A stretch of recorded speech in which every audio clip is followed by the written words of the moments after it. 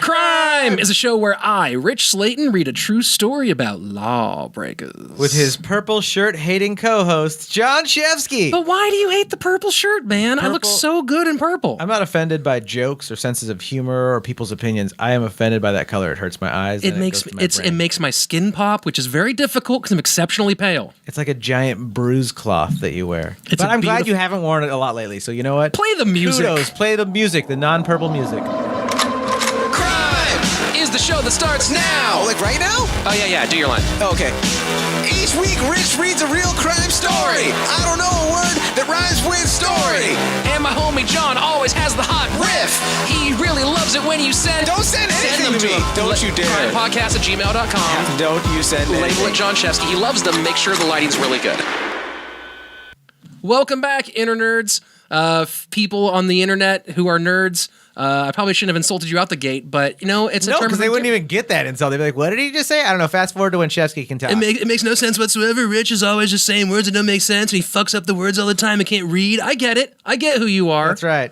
I'm already having fun, by the way. Oh, our guest! Oh, we'll introduce that man in a moment, but he's having a bliggity blast. But first, let's pay some bills and send you over to our good friends, C3 Risk and Insurance Services. Guys, this civilization is slowly crumbling. Yes, it is. We are all gonna die, but we gotta get ours first, right? When people start getting Mad Max, you're gonna need to get your car insured. You're gonna need to get a new helmet with spikes on it. You're gonna need to get a new bat with spikes on it. Maybe what a water happens tank. when the oil gangs come and blow up your car? You need to call our friend Joe Earl at C3 Insurance to make sure that you get that coverage against all those Mad Max level evildoers. That's right. So whatever you need, home insurance, car insurance, business insurance, go to c3.com, c3insurance.com, check him out. If you get a policy with Joe on behalf of us, he will give you a $25 gift certificate to amazon.com. Which might not be around after, the civilization crashes. But at least you'll be covered for all the bad stuff. That's right. Also, our other sponsor, Studio Headphones. Studio. If you like headphones. Phil Collins, you're going to love these headphones. If you like anything that you like to listen to, Queens music, of the Stone Age, podcasts, Iggy Pop, mostly Iggy Pop, G.G. Allen having a tantrum while playing with his little penis. I like the Murder Junkies without G.G. Allen, but that's because I'm more of like I'm into underground stuff. Our fans going to know G.G. Allen. Hopefully, if you don't, look up Hated, the documentary about G.G. Allen and the Murder Junkies, which I used to have on VHS. Oh. Guys, Studio Headphones, the tray, which we both have. It's great. Designed for athletics. It fits snugly in your ear, has different sized ear fobs for everything to go with you. They're good looking.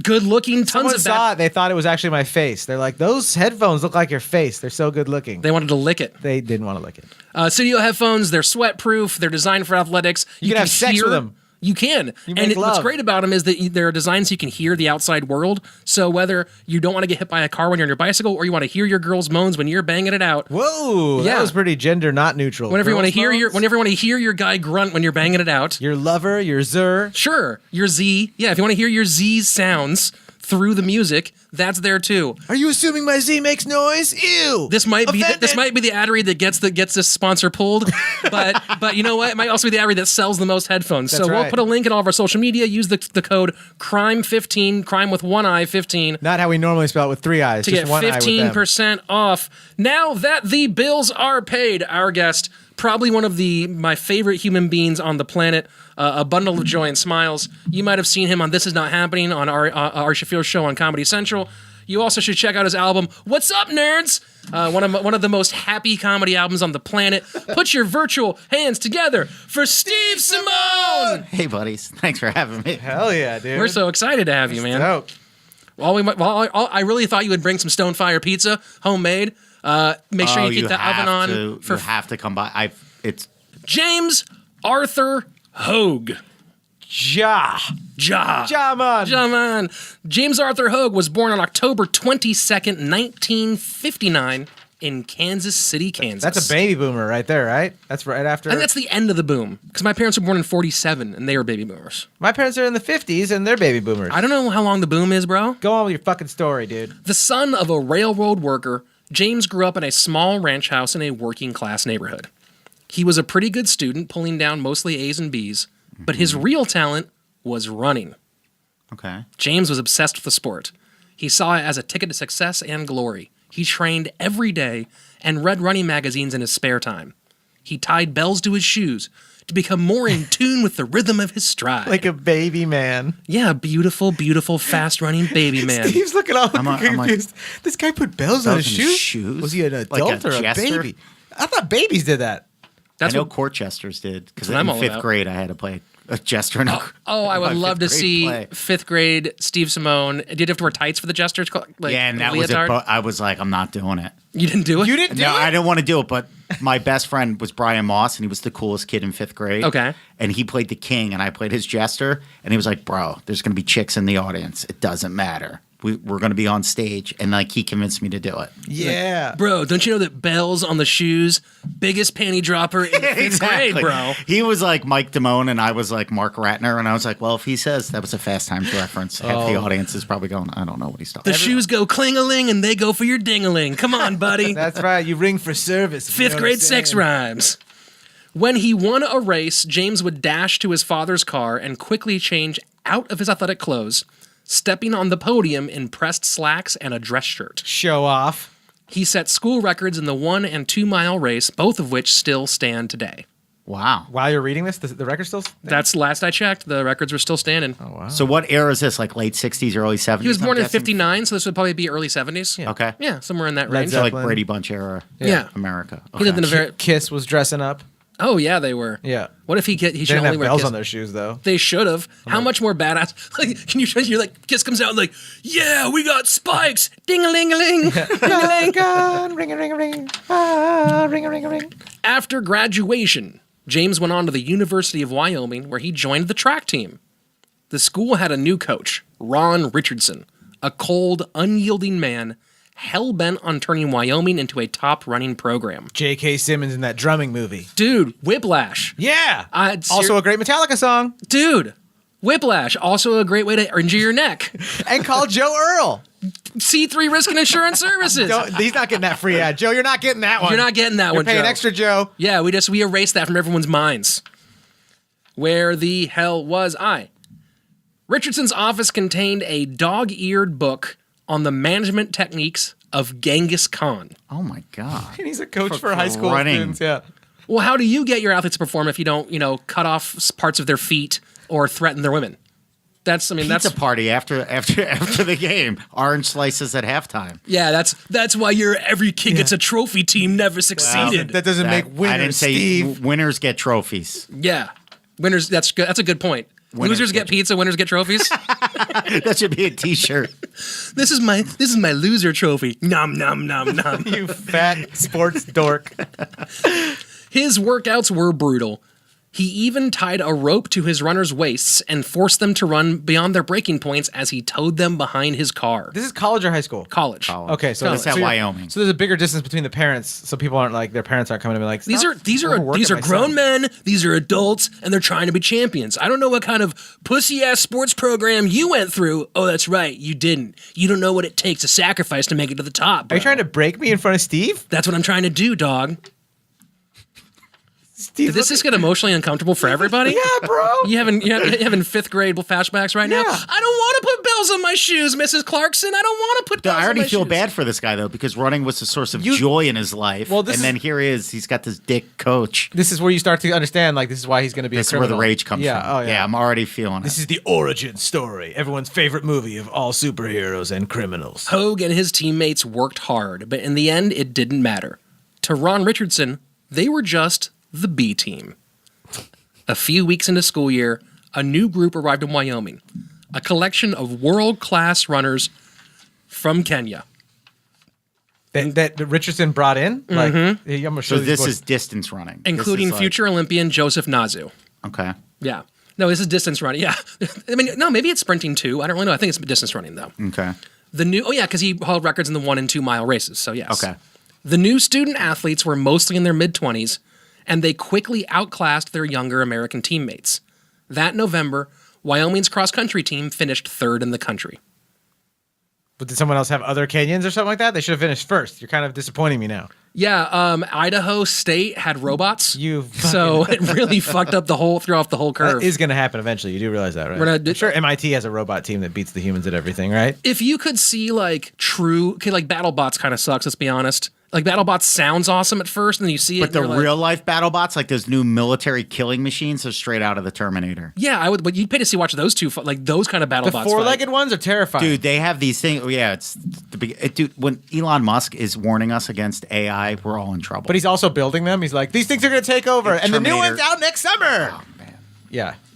James is one of the few Americans unwilling to let the Kenyans simply take his spot. You have to, dude, or you're being a racist, right? Is that Yes. right? Okay. He pushed himself harder and harder, even copying Joseph Navu's training regimen of running in the snow wearing heavy construction boots.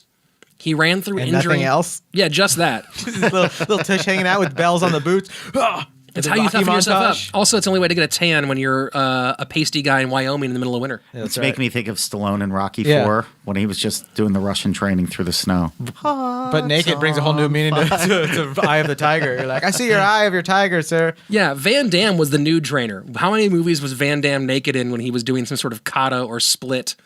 Like in Bloodsport, there's a shot of him doing the splits on the chair like he always does, but he's totally just naked in Yeah, that scene. dude, how do you think you're going to get your asshole aired out? That's a good point. Was Bloodsport the one with Ogre from Revenge of the Nerds? Yes, it was. Yeah, that was a good one. Yeah, where whatchamacallit, so Kung Lee like beats up Ogre and puts him in a That was concussion. Bolo Young, right? Yep. I used to see him train at Gold's. It was tremendous. Oh, I would pay to go see that Yeah, in a yeah. totally sexual way. I would pay for you to go on with the story. And then, well, hold on, and then Okay, he takes sorry. the thing.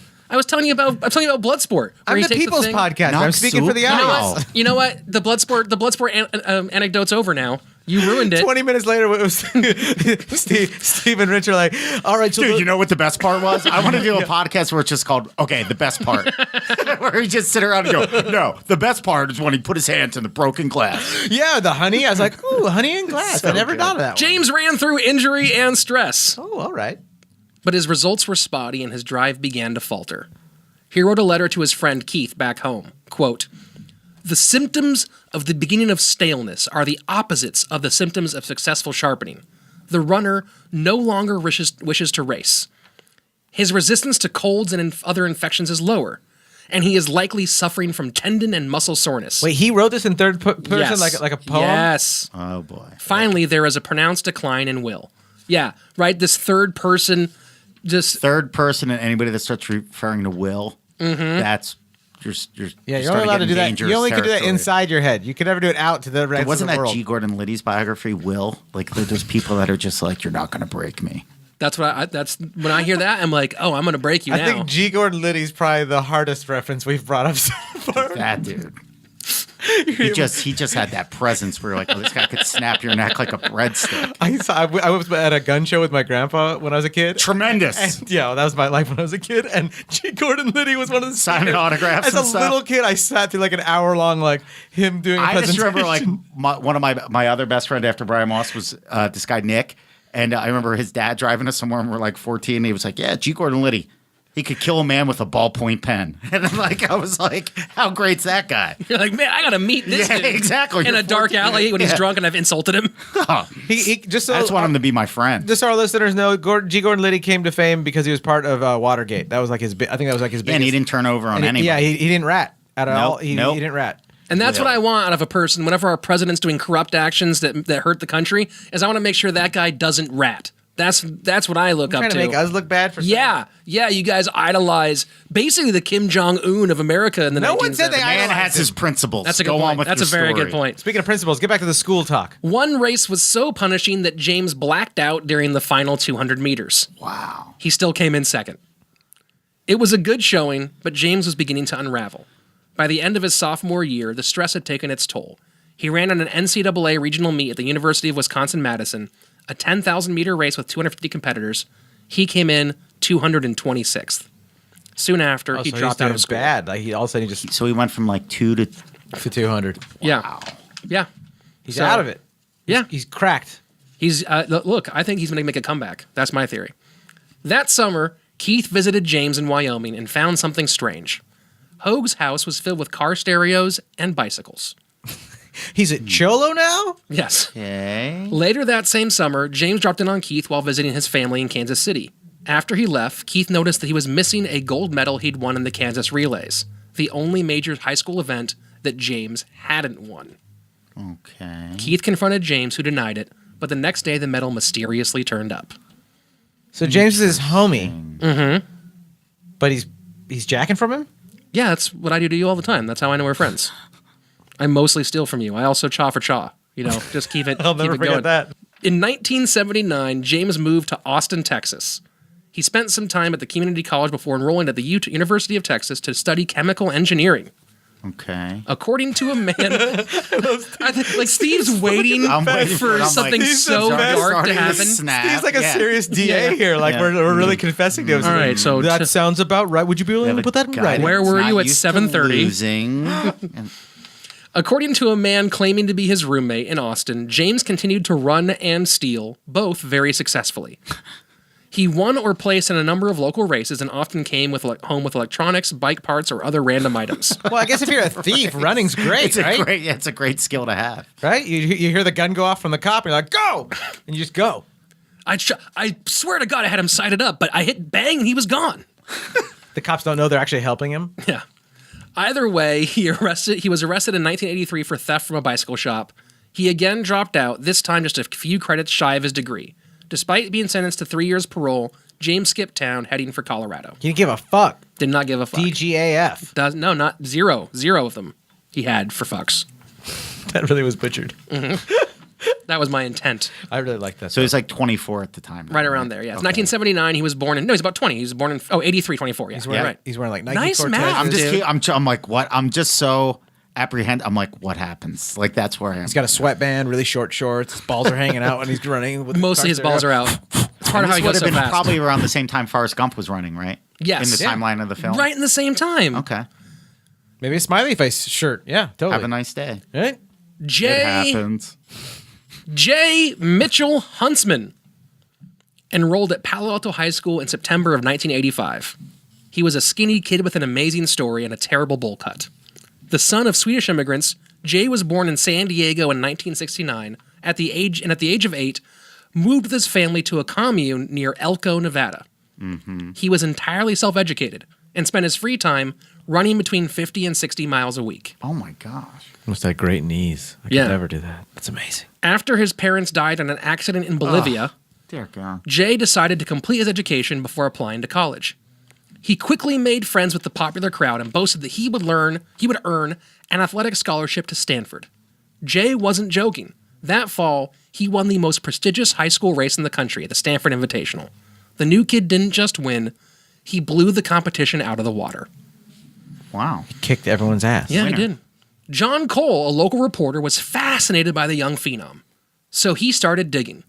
It didn't take long to discover that there was no commune anywhere near Elko, Nevada. Oh, this dude's a fucking liar. He dug deeper, calling the municipal office for public records in San Diego. He asked if there was a birth certificate for J. Mitchell Huntsman. The answer was yes. Jay had been born to Craig and Rosemary Huntsman on January 19th, 1969. He had also died of pneumonia 2 days later.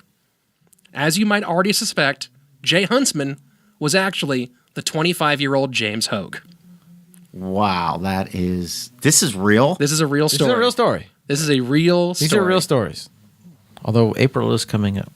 Okay, this is fast. Like, yeah, this people are weird, dude. I don't know if you've known this. It's like the comedy Billy store Madison, for years. but for runners. Like, he's gonna redo it. I would say it's like It's Never Been Kissed, but for like thieves. You know? I would say it's Freaky Friday, but for me. What other references do I don't have those. Huntsman dropped out of Palo Alto High School, but remained in the area. He floated around until May, when he was busted for forging checks and sentenced to 90 days in jail. After his release, he again broke parole and headed for Colorado, where he applied for a job at an elite cross-training camp. The owner was super impressed by Huntsman/Hogue's resume, which said he was a professor of bioengineering at Stanford. Hogue's training methods were unorthodox at best. He drank a mixture of mustard and Perrier during races. Right? That's pretty normal. We do it before doing stand-up. And always lit a cigarette after crossing the finish line. That's fucking badass. John Belushi, that's why mini chocolate donuts have been on my training table since I was a kid. And he lights up a smoke. So I love that move. Like the I'm going to beat you in a race and then light a cigarette and watch you finish. Yeah. Yeah, you guys keep on coming in. Yeah, it's fine. That is good run. The cockiest thing ever. Yeah. Isn't it? dude, I want to do it. I'm going to go become a runner just so I can do that. So what? Okay, so what happened now? We just took this leap in the story where we went from like, Yeah, so this guy's hanging out with his friend. His friend's a thief. He starts to get. So James Hogue, who's the main character of the story, Yes. Yeah. great runner, Yeah. goes to Wisconsin, goes to the University of Wyoming, and then his dreams are dashed there when they bring in a bunch of Kenyans to fuck Yeah. up his Superior athletes come in. yes. Jerk coach. But is that like, do we know anything about his childhood?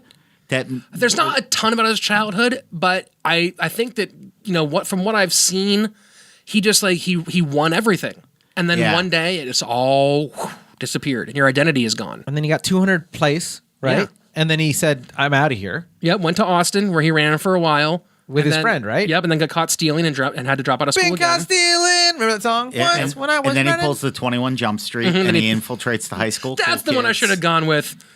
21 Jump Street. It was right there. His initials were very I similar think too. there was a Peter DeLuise episode of 21 Jump Street where he went back to high school to be an athlete. I prefer the Dom DeLuise episode where he does the same thing. That's the French mistake. Another SNL reference. Chris Farley as Dom DeLuise might be the funniest thing I've ever seen in my life, where he comes out laughing and pees his pants. Oh, you guys heard it here first, folks. Check out. Great. Check out. Can I ask you this? Yes, you can. So now he's over here. He's He's pretending to be a high school student at Palo Alto High School, okay. which is a very expensive high school in Palo Alto. I'm sure Palo Well, I mean, it's Alto. any high school in Where is Palo Alto. Palo Winston Alto? Stanford. It's Stanford. Yeah, Palo Alto is like, okay, take San All the way to Francisco. Oxnard? No. No, Palo Alto's like near San Francisco. It's the South Bay. Okay. And it's very, very, very, very, very It's where they nice. film Big Little Lies. There you go. Yeah, Something okay. like that. Okay, Steve. so then he gets busted. He gets busted for being a fake and high then schooler. goes back to Colorado again. I guess that's like the start over state. Yep. And then lies again and says he's a former professor at Stanford and he's at this. So now he's on his second fake ID. Yep. Okay. Or his first fake. Second fake No, identity. the first one was the school. Yeah. Trying to be a high school student when he was already out of high This school. time, I don't think he Now faked an identity. I think he just faked a background for his own identity. He's just Okay. like, yeah, I'm James Hogue, Stanford professor and super dope coach. Yeah. So he's back to his real name. Yeah, I believe so at this point. okay. After being tipped off by another runner, Hogue's boss called Stanford, discovered there was no James Hogue on faculty. James was quickly fired. Liar! Next, he headed to San Marco, California to work for David Tesh, a bicycle designer he'd met in Vail. Any relation to John Tesh, the Yes. piano player? Okay, cool. Specifically. Just curious. Yeah. He is the John Tesh of bicycles, actually. I can't use that now, but yes. James slept on his couch and worked in the shop for 10 weeks before disappearing. Coincidentally, right after his departure, someone broke into the shop and stole 20 grand worth of bicycle equipment. In the 70s? This is mid 80s. In the 80s, mid-80s now. Okay, still Yeah. same thing. 70s or 80s are the same. They are one thing. That's the 20 grand. That's what everyone's always said, is that they are one. right? The crime remained unsolved for nearly a year until a friend of David's from St. George, Utah, stopped by the shop. He mentioned that one of his friends had been to a party when a man named Jim Hogue whipped out a Me Too Toyo metric dial clipper engraved with Tesh's name. I only put the name of the brand there because I think you might know it because you're a bicycle person. No, I don't know any of what you just said. Low rent, low class bicycle wannabe bullshit. Hey, I'm I get busy. it. I'm busy riding them, folks. This guy's reading words on them. I mean, loser. A few days later, Tesh and a police detective opened a storage locker in St. George. Inside, they found bicycle frames, papers, letters, and a sleeping bag. It's like the Silence of the Lambs theme, but with bicycles. I've never been in such a dire strait where I would have to sleep in a storage locker, storage you unit. would. But I've considered it a million times just to save money. Yeah, and this lunatic stole the stuff and he just never sold it? No. He gets off on it, Steve. A lot of these criminals, what they do is it's their passion. It doesn't matter if they profit off it all the time. so And also, it's weird. like money in the bank when you just have 10 grand worth of bicycles just chilling. You can sell them when you need to. Yeah, I only steal to get off because I can't come unless there's a cop chasing me. So that's my I'll fix that. sorry, mom. Yeah, sorry, Mom. The police. Sorry, Slaton's mom. My mom's not listening. James had been living in the locker for months. The policeman later related what he found to be the strangest part of the locker. Oh, no. A collection of trophies, all from high school track meets. Oh, my God. This guy's a weirdo. Minutes later, James appeared at his makeshift apartment and was immediately arrested. He was charged with theft and sentenced to 5 years, but he was released on parole in 1989. Everyone doing okay so far? We all know where we're at? Yeah, I'm just hearing Springsteen's Glory Days when they see all the trophies. Yeah, right. Alexi sad. This story's Idris. so sad. I told you not to get sad, Steve. These are the criminals that we make fun of. We take what happened to them personally, we display it for the community, and then we ridicule them like a good American does. A lot of people are going to be listening to this when they're on their way to work. How else are you going to feel better about yourself unless you can put somebody else down? Exactly. Go on. Alexi Idris Santana. AES. It's in the game. AIS. Oh, sorry. Grew up on an Indian reservation in the Mojave Desert. I like her already. A self-educated ranch hand, Alexi spent his days misgendering, running barefoot through the desert, and his nights reading the works of Plato under the stars and sleeping next to his horse named Good Enough. Dude, this guy is awesome. Yeah, one of my favorites. Alexi with a horse named Good Enough. Good enough. You are good enough. It's just the whole name was just because your horse had bad self-esteem. You're like, well, his name used to be Shitty Horse, but we changed it to Good Enough so that we make him feel better. My horse is good enough. Unlike the other,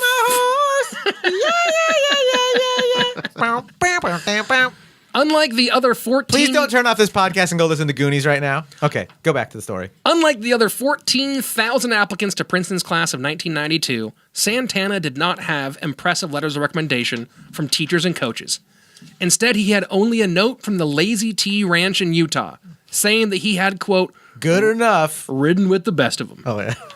That's a bike term. That's how you know. But what he did have was a 1410 score on the SATs, a fascinating backstory, and a Hispanic last name. For a school like Princeton, looking to grow a more diverse student body, this was a full card on application bingo. Same dude, isn't it? No. Alexi was accepted to Princeton on a $15,000 a year scholarship. Nearly a full ride offered a spot on Princeton's track team. This guy's just a clever dude. He's like, you know who I'm going to be next? A horsey dude with a Latino name. I'll get a scholarship. Alexi was forced to defer his enrollment for 1 year. He needed to go to care for his mother who was dying of cancer in Switzerland. Dude, the story. Oh. This guy's a great writer, too. At least that's what he told Princeton.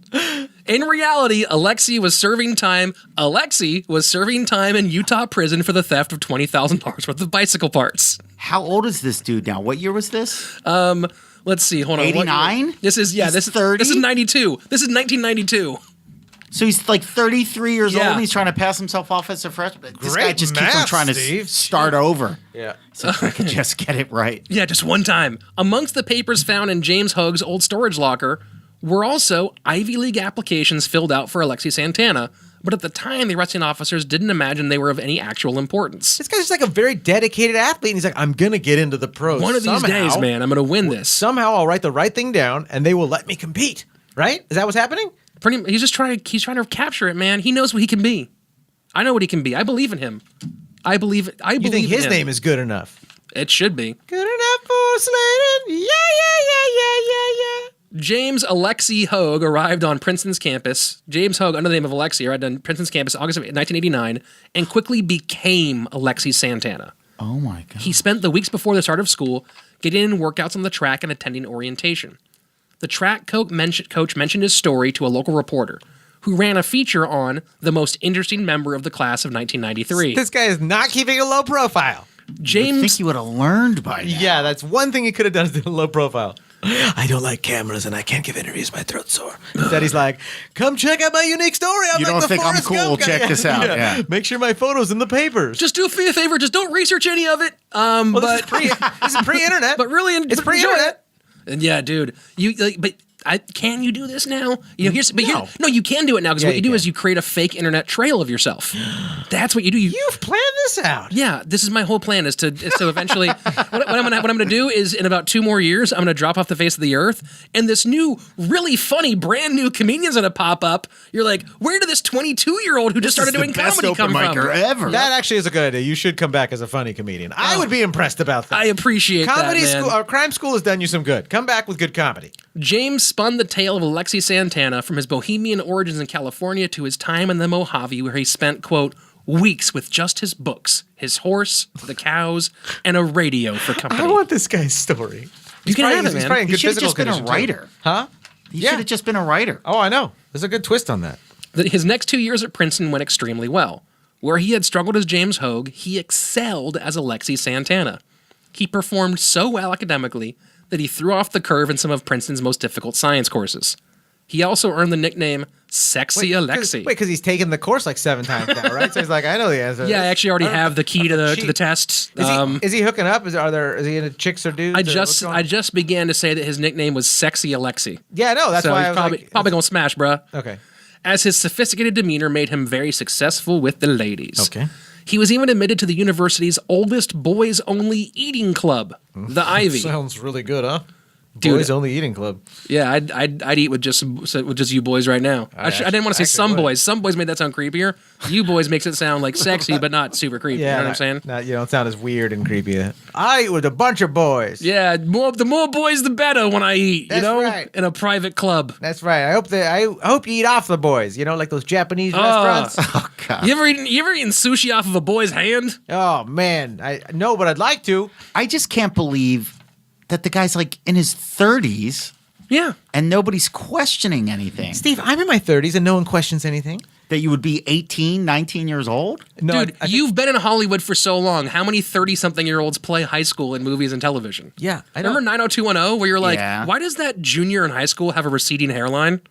Like that's a long-standing But that's tradition. not real life. Yes, but This is Princeton, Yeah, Stanford. Steve's basically saying you Princeton. could see the seams on this guy, and you're like, yeah, he's wearing a mask, right? And you're like, no one's bringing it up. I think we can blame television for putting so many adults on as like high school and I college see. kids Interesting. and giving the image that like you can be 18 years old and have like a smoker's cough Honestly, and Dude, like, my friend Rusty, when I was a kid, Yes. Rusty Wood, if you're listening, studly dude. In like the 5th grade, he was like a big built man. Yeah. Although he could have been a con artist now that I think about it. probably Maybe was. it was James I'm Hogue. like, Maybe yeah, he went back to 5th grade. He could have been. Rusty was in great shape. Rusty Wood sounds like a metal dildo you left out in the woods too long. That's really rude of you. Yeah. Sounds like an old baseball. He's a really card good player, dude, but actually. fine. Dude, I got a Rusty Wood. Rusty Wood? Rusty Wood rookie card. That sounds like I'm not even gonna say it. I was gonna get really gross right there. Go on. James performed well on the track and built a solid reputation. His scholarship was covering almost all of his costs. Things were looking up. Oh, so everything's fine. We can Yeah, go home now. totally. Story's over. He was fitting in so much so that his classmates didn't pay attention to the little things, like his outdated reference and occasional prison slang.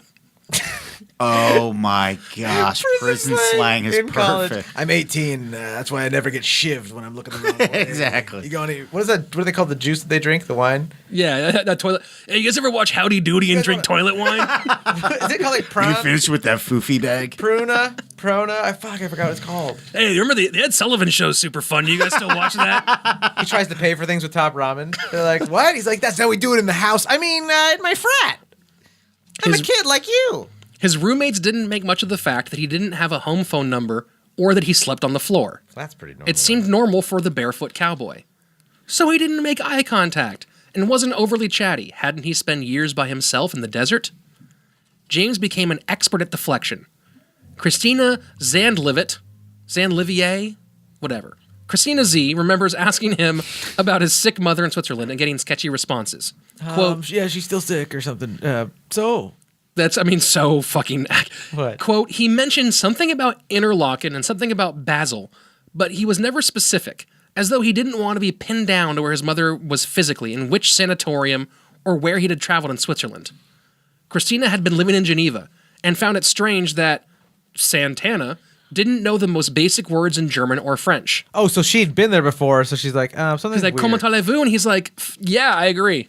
Totally, man. He's like, oui, Switzerland, bonjour. We had a lot of baguettes. For sure, you know? She's not buying it. You ever ski in the Andes, or is that the right mountain? I don't even know. Those ones, right? She's just not buying it. She's like, did you have a lamb's head? Did you eat a sheep's eye for dinner on Schnorkenvarken? And he's like, no, what? Oh yeah. You know, I super loved like the escargot tacos that they had there. That This reminds me of that scene in There's Something About Mary. You did the studio, did what he was saying. He was Yeah. an architect. Oh yeah, The man. Estado Olimpio. That's one of my Everybody favorites, was like, dude. such a good I worked movie. at the movie theaters when that movie came out, and they actually had promos, and I worked in a very Christian neighborhood, so they didn't hand these out. They saved them in the attic. They had hair gel that looked like cum, and like that the studios like gave to the theaters, but the theaters it was genius. Okay, I remember my parents went and saw There's Something About Mary before I did, and I remember my dad running up the steps. Buddy, you gotta go. It's the funniest thing ever. You're not gonna believe it. Dude. And you know that expression where they say, you'll be rolling in the aisles. I literally fell out of my chair and was rolling in the aisles. It still holds up. It's still an amazing movie. Fairly Brothers' first 3 movies. Let's just go on record. Oh yeah, Dumb and Dumber. Dumb and Dumber. There's Kingpin, and there's Something About Mary. 3 classics. 10 out of 10. I don't care how many more crappy movies they make. Those 3 are so good that they've cemented like forever. I think it's super brave of you to go on the record in a day and age like this and really like put your opinion solidly out there. Not everyone will do that. Those are 3 movies that you, dude. They're incredible. You're being sarcastic. Yeah, fucking what? You piece of shit. You know what? If I worked at that movie theater, I would have given you a bottle of like the cum gel, but replaced it with my actual cum. That is why I love you, because you're a dedicated That's comic. what friends are for. Brian Sachs, a friend from the track team, said, quote, he would deflect any conversation about his past by either asking another question or by saying something totally random. Oh, so You'd be having a conversation, and the conversation would be going that way, and all of a sudden you'd be talking about something different. You'd be talking of track, and if the conversation perhaps didn't go the way he wanted it, then all of a sudden you'd be talking about Madagascar. you said your mom is in Switzerland? You know, I think purple shirts are disgusting. Thanks for mentioning that. Oh, and now you're going to make him a shirt racist. I appreciate that. Shirt racist. Yeah. Yeah. Bullshit, I am. I was excited for your super cool like misdirection riff, and instead you just fucking... I was trying to improv with you, Slaton. This is what Tony Robbins calls interrupting the pattern. Yeah. Yeah. The pattern's broken, friend. Well, let's put a cast on it, bro. I'm a doctor. On February 16th, 1991, a senior from Yale named Renee Pacheco was at the Harvard-Yale-Princeton track meet to watch a friend. She noticed Alexi Santana and thought he looked familiar. After a moment, she realized she was looking at Jay Mitchell Huntsman, the adult fraud from her class at Palo Alto High School. It's only a matter of time, right? Mm-hmm. So she contacted Jason Cole, the reporter who first outed Hogue back home. Cole called Princeton and told them that 20-year-old Alexi Santana... Did you say 20-year-olds? The 20-year-old Alexi... Yeah, the 20-20-year-olds... big party, the 20-20-year-olds were just one person. Pretty big party, but... Okay, go back. Cole called Princeton and told them that 20-year-old Alexi Santana was actually a 31-year-old ex-con from Utah and a lifetime con man. Who'd she call? Like the administrative office? No, She called the reporter. The reporter. Can you imagine what the reporter must have been like? Are you kidding? He must have high-fived everyone he knows. Like, what? Because it's going to be like the story of his life, too, right? Of course. He already broke the story of his life, and then it's like, wait, it gets did it better? again? Oh, yeah. He's sitting there going like, honey, break open this champagne. Go ahead and buy those tickets to Milan. We're doing it big Did this reporter year. write a book? Yeah, so that's the exact question. I was like, this has to be a book. You know, right? I'm not Did you sure. find out he's the author of Never Been Kissed? He actually wrote the original screenplay. I don't know if he ever wrote a book. Not in my sources. So there you go. We'll talk about. I'll give you the sources at the end of the episode, as I always do. Source subject. Yeah, I'll source your subject. Okay. The Princeton Academic Board made some calls, and the story quickly unraveled when they learned that there was not now, nor had there ever been, a Lazy T Ranch in Utah. I'd love a T-shirt, though, wouldn't you? Yeah. Lazy T, come on down. We got And it's plenty like, of rooms. but it has like the Ghostbusters circle with a line through it over it. Oh, it never existed, ma'am. There's plenty of vacancies. Lazy T Ranch, established never. Dude, you know what? That might have to be one of our first shirts we make for this show. That's Lazy great. T That's established great. never. If you're a graphic artist and you're listening, Yeah. Lazy T. Sounds like it could be Mr. T's younger brother. Yeah. There's Lazy Mr. T. T. Lazy. I'd pity the fool if I could get off the couch. How come I never heard of this guy? Lazy T. It's so weird I never heard of his younger brother. You know, you'd think that he would have made a name for himself somehow. Lazy T. The next day, 2 men in suits arrived at the campus laboratory where Alexi was taking Geology 316. They placed James in handcuffs and read him his rights. He was charged with forgery, falsifying records, and wrongful impersonation. Since he couldn't make bail, he was held in jail to await trial. One of his professors at Princeton, Giancint, I don't care about his name, visited James and took a pic. I just can't pronounce it. It's super Italian. Can I try to read it? Yeah. Will I see too much of the story if you see me show me the paper? No, you can read it. You can try to read it. What the fuck name is that? Giancinco Scoles, huh? That's fine. Giancinto. It's Giancinto. visited James in jail and took pity on him. Scholes believed that Hogue was a brilliant man with a strong intellectual curiosity who had simply made some mistakes along the way. So he's a good dude. When he finally we need made those bail- in our world. Yeah. The professor's like seeing good in him. Well, look, he was one of the top guys in his class and in one of the hardest majors at one of the hardest universities in the country. So it's like, Yeah. I So don't it's want not the like- potential to go to waste. This guy's a good guy. He's gonna help the world out. Yeah. Cure a disease or something. He could. When he finally I made hope this bail, has a happy ending. Scholes helped him get set up in Cambridge, Massachusetts. Where they all were killed. Sorry, Steve. Happy ending. Nothing to eat. So Hogue did the only thing that made sense. He enrolled in classes at Harvard Extension School under his real name, James Hogue. At the same time, he faked another identity Come on, dude. Someone believed in him, right? And helped him out. He had another shot, and What he is still. wrong with to this get a guy? job as a cataloger at the Harvard Mineralogical Museum. Well, he needed a job though. So. In February of 1992, Hogue appeared in court and pled guilty to the charge of theft by deception. He was sentenced to 270 days in jail, 5 years probation, 100 hours of community service, and the court ordered him to pay Princeton $21,124 in restitution. Jeez Louise. So this is That's a lot just of him skrill. getting legal problems for the Princeton situation. Yeah. He served 5 months in jail before being released, but his freedom was short-lived. The curators at the Harvard Mineralogical Museum realized that $50,000 worth of gemstones had gone missing. Oh, dude. On a tip, police searched Hogue's apartment and found the gems, along with an expensive microscope and a chair with the Harvard seal. I love the way you wrote that. Along with an expensive microscope and a chair. That's a nice, but it has the seal of Harvard on it. That's a nice chair. I think they put the Harvard seal on like folding chairs. No, they don't, sir. Only leatherback just imagine chairs a seal. with rivets. Imagine a little seal on the beach. That's Yeah. the Harvard seal. He was arrested the same day as his release and jailed for another 17 months. On his next release, he disappeared again. He's not squaring up at all. Oh, no. He's going for broke. So This guy doesn't learn his lesson. I want to know what his childhood was like. We can't know that much more. Jim MacArthur showed up at Princeton in the winter of 1996. Come on, man. With a mustache and a monocle. A graduate student in geology, Jim attended many parties and regularly ate in the dining hall until an actual grad student recognized James Hogue and reported him to the school. How long did he last this time? Not long. Like 2 weeks? Yeah, not He's long like there at all. 3. He gets there with his. He gets shorter and shorter. Yeah. He unloads his bag like, are you James? He was arrested for trespassing. James Hogue was known in Aspen as the guy who ran races in a pullover Argyle sweater vest. In July of 1997, Officer Jeff Harmon took a report on a bicycle theft, and the very next day he found it with James Hogue, who was actually James Hogue.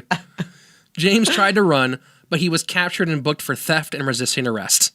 He couldn't outrun the cops? Yeah, the one person you're like, you've been running for so long. Yeah. You've been training for this 40 moment. now, though. Yeah, but you think 38 like, years old or something. This is the guy who used to smoke cigarettes on the track after he won, that like lapped people. You think he'd be able to outrun a cop? eating you've a been bear- preparing for this particular a bear moment for so claw. long, and the one time that running actually matters, you can't do it. That's what Running on, running from Popo. James tried to run, was arrested. In 1998, he received community service for stealing food in Rogaine from an Aspen supermarket. Oh, dude. God, I guess there's your so answer, sad. Steve. Yeah, he is in his 40s. He's getting Rogaine. An employee at a local newspaper filed a restraining order against him after he trashed her car and harassed her by phone. He was arrested for theft again in 2000. This guy is a troubled person. Yeah. In 1999, a former Palo Alto classmate of J. Mitchell Huntsman tracked down James in Aspen and got him to cooperate in the making of a documentary called Con Man, which was released in 2003. So we can watch that? I guess you can. Yeah. Oh, that's awesome. James enjoyed the film, but protested to the director when he saw his social security number was visible on one of the arrest documents. And then stole the director's He bike. was worried that someone might steal his identity. Well, no one's going to know better than him. Yeah, right? He's like, I know exactly what they'll do. Dude, come on. That's exactly how I do it. What the fuck are you doing? James settled in the Colorado ski towns of Telluride and Mountain Village, this time under his own name. He became known as a charming but introverted carpenter who spoke Russian and Italian, ran fast, and skied expertly. He didn't speak Russian and Italian. What do you mean? Of course. What do you mean? Of course I speak Italian. You know, like meatballs and stuff. Whatever's. Yeah, you know, pasta fagioli. Forget It's about fucking it. yeah. I did. Also, I speak Russian, caviar and shit. You know, it's fine. Russian word? No. I don't fucking know, man. You say, "Niet, yo. Moscow, you know, Yes. stuff like that. It is very cold, much colder than Aspen. Yeah. He did odd jobs for the local millionaires and generally kept his head down. What his new neighbors did not know was this was a mixture of truth and lies. He grew up in Wyoming. He had a wife and home in Aspen and was looking to buy property in Mountain Village. He lived in Italy for 2 years. He had a chemical engineering degree from University of Texas. And a horse named Who Gives a Shit. He had a master's from Stanford in biomedical engineering. Wait, is that true or is that a lie? This is all... It's hard to remember sometimes. Like, how many lies are there? Is the whole thing a lie? Is there any truth? He had a master's from Stanford. He was proofreading textbooks for a former professor. He was earning money from a patent he shared with that professor for a new type of dialysis. Really does sound like a great gig, though. He was a geologist. He was a part owner of a number of properties in Mountain Village. He probably could have kept this going for a long time, but his instincts eventually got the better of him. In 2005, a Mountain Village property owner who hired James to do some renovations noticed his bikes were stolen. And there were trophies everywhere. noticed she was missing 2 oil paintings, some Southwestern throw pillows, and other small camping items. Yeah, you don't take the oil paintings, dog. No, definitely not the Southwestern throw pillows. Like, where else can you get like a turquoise and brown and orange colored pillow? Urban Outfitters. Oh, it's so difficult to find. Urban Outfitters. Target. I mean, those are nowhere. Targets. We gotta drive 50 miles just so you can get some throw pillows. These aren't Target throw pillows. These are fucking probably expensive throw pillows that are actually stolen from indigenous people, right? Yeah. These are No, mostly. $300 That's how I get my pillow. I don't know how you get oil your paintings. Yeah, These are rich people he's jacking from. probably. Yeah. Oh, yeah. They're in Telluride. It's definitely rich people for sure. I've never been to Telluride. Tell me She about it. suspected James and went to his house to confront him. When he didn't answer the door, she looked through the window and saw her pillows on his couch. That's such a funny picture. Knocking. Can you imagine knocking? Like, is he home? And then going over to the window to the side and be like, wait, what the fuck? That's my pillow with the weird Native American print. No, there's no pillows here. Yeah, No, through a mouth that he ripped open in the painting. Yeah. No pillows here, ma'am. isn't that my painting over there? No, that one's mine. No, didn't you see the rip? The rip is how you distinguish between my painting and your painting. Is the mouth Mine hole. is the rip in the mouth hole, bro. Get away from my door or I'll be forced to call the cops. A week later, police showed up with a search warrant. They found his home staked wall to wall with a strange collection of items: moose antlers, medical books, stuffed bears, bicycles, red silk high heels, rare wood, Italian floor tiles. Why'd you look at me weird when you said rare wood? No, he's like pressing on my foot all hard. Rare wood, if you know what I mean. Clothing with the tag still on, day planners still wrapped in plastic, and chilled champagne. Couldn't you just argue you're an eccentric collector? Yeah. That's what my room looked like when I was a kid. I had all these weird random things, just like Spinal Tap dolls, a soccer ball, moose antlers, shark poster, red silk high yeah, heels. like my style was just like blah blah blah. TGI Fridays on acid, bro. Dude. You know? Yeah, you were all flair. I get it. Ric Flair. Proud of you. Woo! He claimed they were items he bought while traveling and that he was saving them for his future house. The police took pictures and went back to the station. That probably was true. Yeah. Saving the stolen goods for the future house, right? Yeah, they compared the items on the list to the list of reported stolen goods. A few days later, the cops returned with another search warrant and a warrant for Hogue's arrest, but James was already gone. The officers searched his rented house, a storage locker, and a horse trailer, all crammed to the gills with nearly 7,000 stolen items. Wow. Worth over $100,000. How many days of the year would you have? How many years in a row would you have to steal one item to have 7,000 stolen things? Dude, I'll steal 7,000 things right now, bro. It's You gonna challenge he me? just collected them. That must have taken years, right? There's only 365 days in a year, so if you It have couldn't even- 7,000 of something, Years. you'd have to be stealing like 10 things a day for years. Well, I guess, yeah. I mean, he moved here sometime in the early 2000s, and he got out of he moved in the early 2000s. 10 years at once a day is only 3,600 things. Well, yeah, but you steal guys more with than me? one thing a day. Like in a trip, you steal like you get a pillow sack, like a pillowcase, and you fill it with all the stuff you want to steal. Buddy, you've been going to crime school. You're like reverse Santa. That's what you do. You're going down the wrong Reverse route. Santa. This Yeah. guy's reverse Santa. You're going down the wrong route, bro, Hyman. Yeah, that's the whole point of this show is that one day I can be a subject. Watch yourself, boy. If only God will help me. Stay on the path, boy. Don't get strayed. The most curious details were a poorly photoshopped picture of him with his arm around a beautiful blonde woman and the sticky notes on many of the items labeling them in Russian. We all have that in our room, though. Yeah. Doesn't mean you're a criminal. The U.S. Marshals Service used his cell phone and bank withdrawals to track into Tucson, Arizona, where he was crashing with a former cellmate from the mid-'90s. They grabbed him at a Barnes & Noble while he was surfing the internet on a stolen laptop. It's like for how fucking smart he is on some of this stuff and how genius his little is like, I'm going to reinvent myself and have these fun stories and do it. He almost likes the being chased, I think, because he's getting caught in things where it's like, he's going to these schools where it's like, yeah, you're going to run into your old classmate, or like you're calling from a phone that's registered to your name. Like crazy. He's just a nutter. He's a bloody nutter. Yeah. Whatever. He's my hero, and one day I hope that I can be like him. You're dumb. Yeah. Stop it. With him, he had $1,200, his passport, and CDs of medical instruction on anatomy, clinical consultation, and the principles of internal medicine. He already had his next gig planned. I'm a doctor, you see. Yeah. The officers had disrupted his final con: to go to Russia, get a medical degree, a wife, Meet and hot return chicks. to the U.S. Hot Russian chicks and doctoring, right? Yep. And then come back to the U.S.? That, or simply stay in Russia and keep posing as a doctor. Right. Nothing says like I'm in my 40s and things didn't work out like Russian bride. bride. Russian bride and pretending you're a doctor? Totally. Totally. You're like, bro, I don't know. If I have $500, I can change my entire life. Because that's how much a plane ticket from Russia costs. Oh man. Is that true? Is it cheap to go Russia? I have no idea. Probably not. I figured it was- On March 12th, 2007, James Arthur Hogue pled guilty to theft in return for a lighter sentence and a dropping of additional charges. He was released on probation in 2012. He's out there right now? In November 2016, He works was at the comedy arrested store? one more time on a theft warrant. Authorities found him living in a camouflage, self-built shack in the Aspen Mountains. Badass now. He was charged with criminal impersonation because he gave the officers a fake name. He never learned his lesson. Like he could have got away with just living in a shack. Leave me alone. I'm James Hogue. I'm in my shack. But then he told him the wrong name. They're like, you're coming with us. Yeah, well, that also, his shack was full of stolen shit. So is he back? there's- Oh, of course, right? The shack was made out of oil paintings, probably. Yeah, mostly oil paintings, all with the mouth. Like, my shack keeps dripping. I probably shouldn't keep cutting mouth holes in these paintings. Is he mouth holes in the paintings? Is he in jail right now? I believe he's currently in jail, but I'm not entirely sure. Dude, But what a waste. yeah, he could have been a lot of But things. Steve, what could he? Wait, He was a lot of things, and he was a lot of people. So I Things- guess things fell apart with him doing his running. Mm-hmm.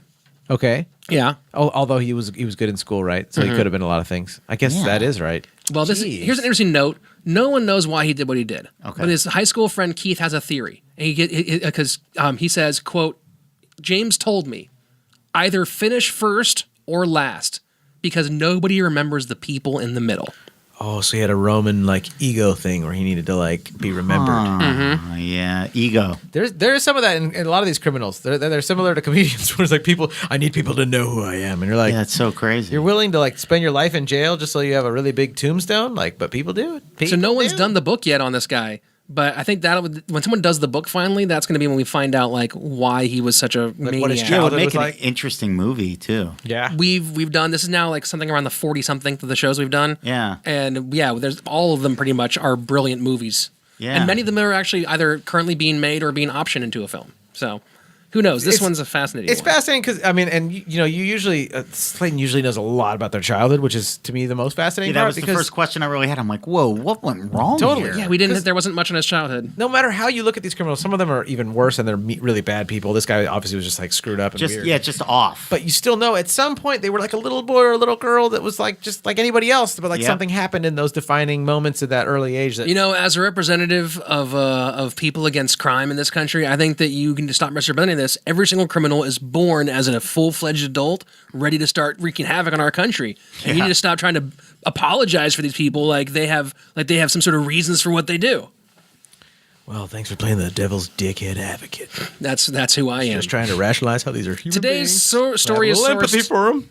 Today's story is sourced from David Samuel's in-depth piece for The New Yorker, as well as The New York Times, The Denver Post, Swallowing the Camel.me, SFGate Magazine, Not what you think. You can totally click it. It's safe for work. and of course the evil robots at Wikipedia. which Yeah. we've started to love after a while. Yeah, I mean, look, they've been there for us. yeah, they have. You know what I mean? Sometimes you have to embrace evil to get the good. At first, you're like, these robots, they're taking our jobs. They're making us cold-hearted. Yep. And now you're like, you know what? They've actually been helping out for a while. They haven't been overstepping their bounds. Yeah, that's why I donated $5 last week to them, which I said on the last episode, and I'll say it again. I donated $5 to help support Wikipedia. Yeah.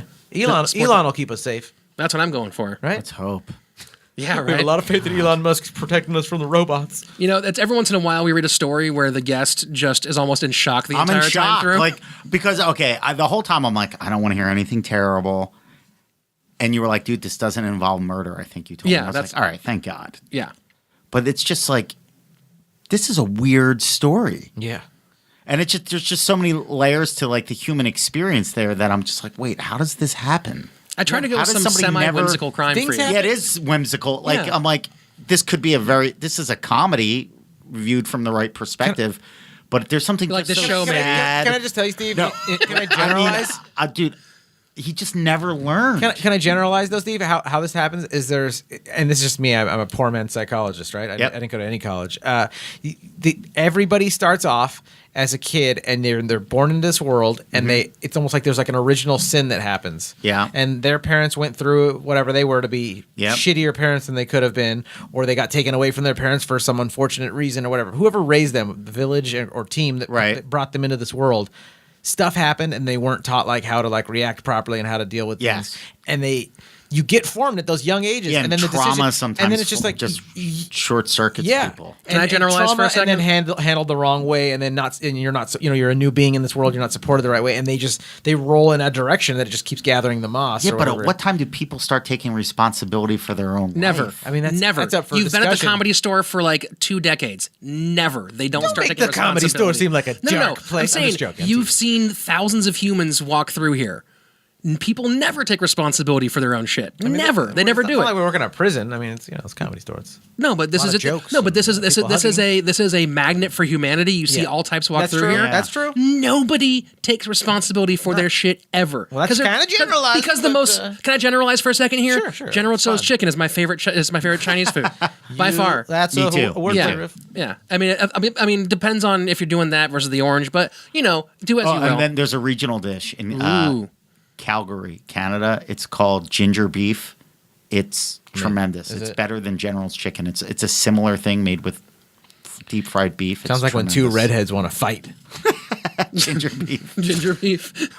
Say you heard it here first, folks. Ginger beef on crime. So what was the point? What I was saying was like, there's that old adage: no one's the villain of their own story, right? Yeah. Everyone has reasons behind what they do. So people will do some real fucked up stuff, or just some shitty stuff, or just some sketchy stuff because there's a reason behind it. Every single action, no one, even the most insane person, has a reason for their insane actions. Yeah. So taking responsibility for your own stuff is so difficult because you always believe that what you're doing is justified for some reason. And also, like, I think philosophically speaking, I can't even say it. Falafely speaking. Falafely speaking. Oh Yeah. man, now I'm really okay. Well, let's bring it on hummus. Okay, philosophically speaking, you can look at this and say like everyone was a child that had these events happen to them. Yep. And whether or not you feel like they need to be held responsible, or it's more on how you feel of like feeling bad and being like, I don't like them and I want to judge them, how you feel internally. Practically speaking, these people are criminals and they still have to be separated from those of us that aren't so that we can live like a healthy, happy life without them. But you can also still at the same time be like, I don't need to harbor feelings of hate for them, at night when I lay down just in my pillow. compassion and like, understanding. Yeah, and that's why I was asking about his childhood. That's why I'm like, it's because he was obviously brilliant. Yeah. We usually have deeper childhood stuff on these characters. This one was one of those ones I couldn't find a lot of childhood. But even information. that, like, what I find fascinating, getting back to your larger point, is like, at what point where it's like, hey, man, we've all been through stuff. Everybody can say it's not my fault, but then there comes a point where you don't have the life that you want. It's up to you to change it. That's a good point. There's also that point of no return that people can get on, right? So, like, let's say they commit No, one I don't crime. believe in that. But I believe everybody's good. Like, I do have like this hippie, like, where I'm like, no, there's good in everybody. There's just people that are I don't think lost. he means the point of being where you can't be redeemed. I think he means that point where like you're going down some path and you're kind of tipping your toe in the water of fucked upness. Yeah. And then the water suddenly is higher on your body than you thought it was, and you're like, Yeah. "Fuck, I can't turn back And now. then maybe I have that to was keep going." the insight that his friend said, where he was just like, I'm not coming in first, so. Like Yeah, the old mine's Japanese for story legends. of like the assassin that wants out. He wants to start living a good life, but now he owes the boss 10 more kills, and he's like, Yeah. "But I'm not into that anymore." It's like, well, they're gonna kill your family if you don't do Right. your job. So you get like kind of pulled in farther than you wanted to, and then you die on the last mission. which You is know? why I've killed 13 people. Is because wait, what was that? Is that the awkward note you want to leave on when we ask? Oh, Steve, guys, where I didn't people mean can to find him. Just don't Steve, tell where can that's why I've killed. Steve, where can people look you up? Speaking of killing, you can find me on stage. That's a comedy that store. was good. I wasn't even going there. If you want to hear some real killing, get that album "What's Up, Nerds" available everywhere you can get comedy. Yeah. Thanks, man. Dude, It's a fucking you're gonna funny ass love it. album. I haven't even heard it, but I know you guys are gonna love it. That's my plug. Steve, where do Steve's people great. find you on the interwebs? It's my website's awesomesteve.com because somebody stole my name. Sure. And then Sorry about that. My Steve apologies. Simeone Comedy, I think, the Instagram and at Steve Simeone. SIM Nobody ever spells Steve it right. Simeone. Yep. If you want to like do it phonetically. Yep. Simeone down now. Yeah. all the way. Dude, this was fun and fascinating. Like my brain, yeah. I'm sorry I wasn't like I'm just like, what? No, How you're does this great. happen? Like So yeah, sometimes these stories catch people like deer in the headlights. They're like, wait a second, whoa, this is real. I'm like, yeah, this is all real life is way more. You can't write things better than real life. no, it's so true. You can't do it. What you can do is follow the show on all social medias at CRiiiMEPod, CRiiiMEPOD. You can also email the show, crimepodcast@gmail.com with one I or three, whichever you feel like, with any story ideas, questions you have, dick pics, label those for Shefsky. And Take him, fine. yeah, he's all about I'm him not now. gonna fight anyone. Just like the robots of Wikipedia. I'm not going to fight it. Yeah. Send to the dick pics. Guys, thank you so much, too, for sharing this and giving us reviews. If you like the show, please give us a 5-star review. Tell your friends if you can right now. If just for that fun little part at the end of the podcast, click that share button in your iTunes and just send it to one friend that you think might be into this kind of show. Who's your weirdest friend that likes kind of crimey stories with weird riffing? And one more thank you to our sponsor, Studio Headphones. The Tray is their newest model. It's the one that Shefsky and I are both personally using. It has 9 hours of active battery life, 10 days of standby, sweat-proof, custom wingtips, no matter if your ears are big and floppy or tiny with little holes like mine. You can. There's sound transparency, so you won't get hit by cars while you're jogging. Get They're to the very end of the pretty. plug. I have to say the things that they tell me to say. okay. There's a leather carrying pouch. There's a clip to secure the cord to your shirt if you're moving around a whole bunch. Called a Cliptorius. Can't find it. They give you style and tech and free worldwide shipping. So for those of you listening in Japan, we know you're out there. You can get this thing on that way. Again, we'll put the code and the link to the show notes and also on our social medias. You can use CRiiiME15, CRiiME 15% off, and support our sponsors so that we can keep doing this show for you guys and tell you about more weird, wacky, crazy stuff that happens in this universe. Dude, can I just say thank you to both you guys? That was a fascinating story. This podcast is super cool. Oh, man. That was You're making me blush, crazy. Steve. That was crazy. Yeah, things are crazy, man. And that's what we do on this show. And you're welcome back anytime to, Thank to you, dude. enjoy some more And I want you craziness. guys on my podcast too. oh. Fuck to the With yeah, bro. pleasure. Bye, robot. Bye, guys. Thank you so much. We love you. Dude, fascinating. Isn't that fun? Oh, man. Thanks so much. That's why we do it. Find it. How do you find this? Dude, I'm